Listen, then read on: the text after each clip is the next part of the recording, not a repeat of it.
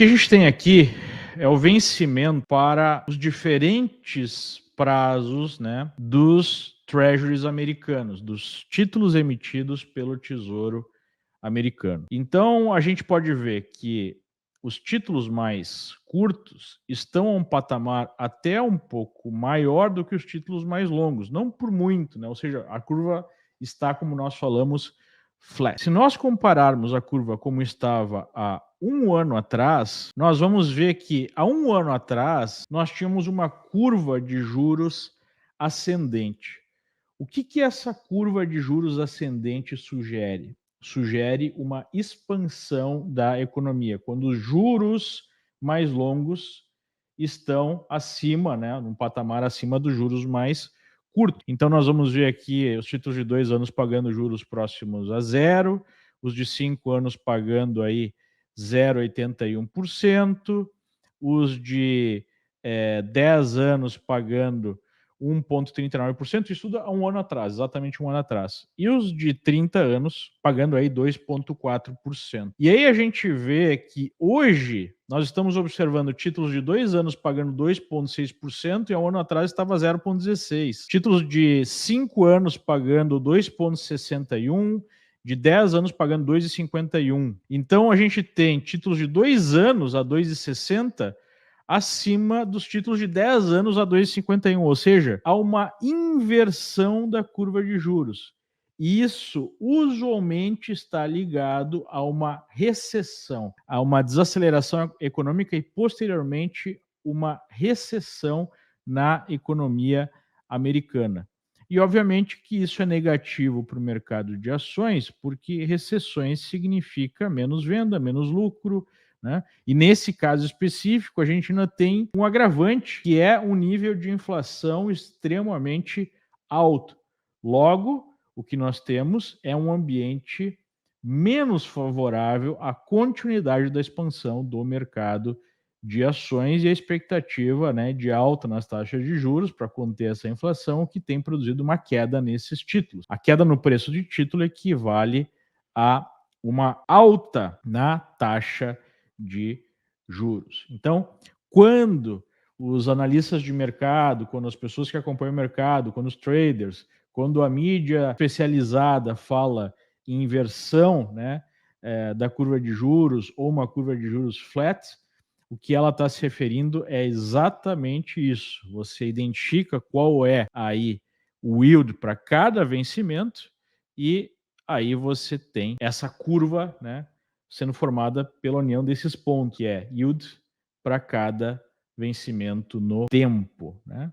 Então, isso sugere alguma desaceleração mais à frente. O que isso significa para o mercado? Significa, usualmente, uma queda nas ações, significa uma queda nos títulos e assim por diante. Agora, tudo depende, né, de que tipo de recessão nós vamos observar.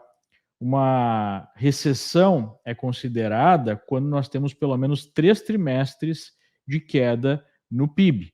Tecnicamente, essa é a definição de recessão. A última recessão que nós tivemos logo após a declaração da pandemia, né, do estado de pandemia no mundo, foi uma recessão que durou pouquíssimo tempo e nós tivemos posteriormente o estímulo massivo, né, seja pelos governos, seja pelos bancos centrais, produzindo aí uma queda e posterior recuperação forte do mercado de ações. Agora nós estamos num cenário diferente, porque nós tivemos o Fed inflando, né, aí o preço dos ativos através de recompras.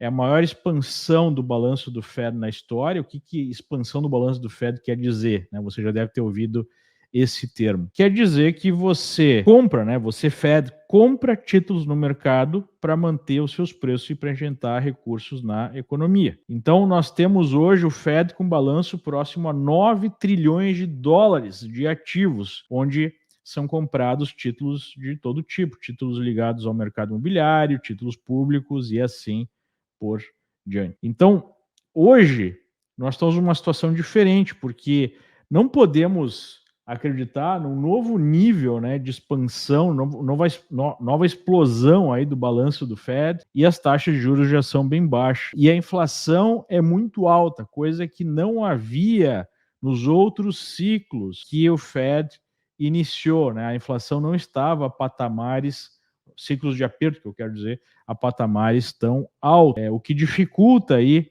a postura do Fed no caso de alguma correção.